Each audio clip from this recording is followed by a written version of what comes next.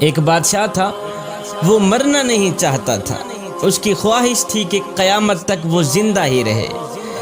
ایک حکیم صاحب نے اسے کہا، بادشاہ سلامت، فلاں ملک کی سرزمین سے ایسی ایسی جڑی بوٹیاں پیدا ہوتی ہیں جن میں آب حیات کی تاثیر ہوتی ہے، آپ اگر وہ جڑی بوٹیاں منگوا لیں تو ہم آپ کو وہ دوا بنا دیتے ہیں جس کے کھانے کے بعد آپ جب تک چاہیں گے زندہ رہیں گے۔ بادشاہ نے فوراً ہی اپنے وزراء میں سے 5 وزیروں کو دوسرے ملک میں بھیجنے کا حکم جاری کر دیا کہ جاؤ دوسرے ملک کے جو بڑے راجا ہیں ان کو میرا سلام دو اور کہو کہ مجھے فلاں فلاں بوٹی کی اشد ضرورت ہے، سنا ہے وہ بوٹی آپ کے ملک میں پائی جاتی ہے، لہٰذا مجھے ان بوٹیوں کی اشد ضرورت ہے، اس لیے کہ میں مرنا نہیں چاہتا۔ خیر 5 وزیر دوسرے ملک میں پہنچے، راجہ صاحب کو سلام دیا، پیغام سنایا۔ جیسے ہی راجہ صاحب نے سنا کہ بادشاہ مرنا نہیں چاہتا تو راجہ صاحب نے کہہ لگانی شروع کر دی، ہنسنا شروع کر دی۔ ہنسنے کے بعد راجہ صاحب نے فوراً ہی سپاہی بلوائے، ان سب کو گرفتار کرا دیا۔ ان 5 وزیروں کو گرفتار کرا دیا۔ گرفتاری کے بعد راجہ صاحب نے حکم جاری کر دیا کہ ان سب کو لے جاؤ فلاں پہاڑ کے نیچے ایک خیمے کے اندر بند کر کے۔ فلاں پہاڑ کے نیچے ایک خیمہ ہے، بند خیمہ، ان 5 وزیروں کو لے جاؤ، اس خیمے کے اندر بند کر کے واپس چلے آئے۔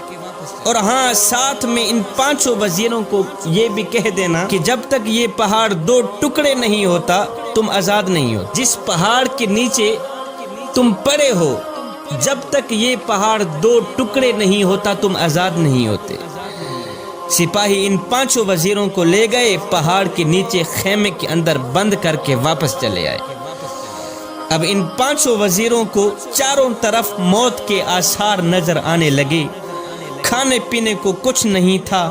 مشکل کی اس گھڑی میں اللہ کے سوا ان کا اور کوئی حامی و ناصر نہیں تھا۔ اب انہوں نے کیا کیا، زمین پر سجدہ ریز ہو گئے، رو رو کر گڑ گڑا کر دعائیں کرنے لگے کہ یا باری تعالیٰ ہم پہ رحم فرما، پہاڑ کے 2 ٹکڑے کر دے تاکہ ہم موت سے بچ جائیں، ہم آزاد ہو جائیں۔ اللہ اکبر۔ سارا دن ساری رات روتے ہی رہے۔ ان کے دن رات رونے کے بعد میرے اللہ کی رحمت جوش میں آئی، میرے اللہ نے ان پر رحم فرمایا، ان کی دعا قبول ہوئی۔ ایک دم زمین ہلنے لگی، زلزلہ آیا، پہاڑ جڑوں سے ہلنے لگا اور پہاڑ کے 2 ٹکڑے ہو گئے۔ اللہ اکبر۔ زلزلہ آیا، پہاڑ کے 2 ٹکڑے ہو گئے، ان کی دعا قبول ہو گئی۔ اب راجہ صاحب نے آرڈر دیا کہ ہماری شرط پوری ہو گئی ہے، پہاڑ کے 2 ٹکڑے ہم چاہتے تھے ہو گئے ہیں، اب جاؤ ان 5 وزیروں کو میرے پاس لے آؤ۔ سپاہی گئے، لے آئے۔ جب وہ سامنے آئے تو راجہ صاحب نے کہا، بھائی اب تم واپس اپنے ملک میں جاؤ، اپنے بادشاہ کو یہ سارا واقعہ سنانا، جو کچھ آپ لوگوں کے ساتھ ہوا ہے یہ ساری کہانی اپنے بادشاہ کے آگے پیش کر دینا، آخر میں بادشاہ کو میرا ایک پیغام بھی سنا دینا۔ جی راجہ صاحب کون سا پیغام ہے؟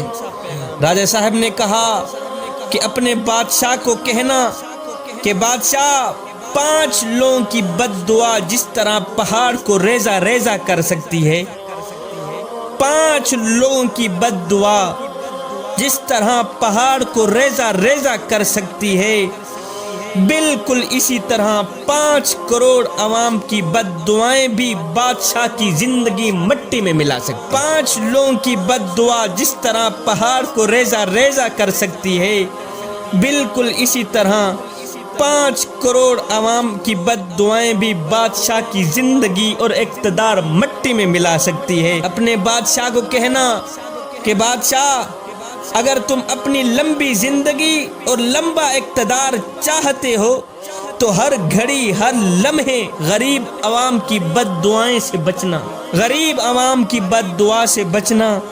جب تم غریب عوام کی بد دعا سے بچ گئے پھر تمہیں کسی بوٹی دوا کی ضرورت نہیں رہے گی، قیامت تک تیرا ہی چرچا ہو۔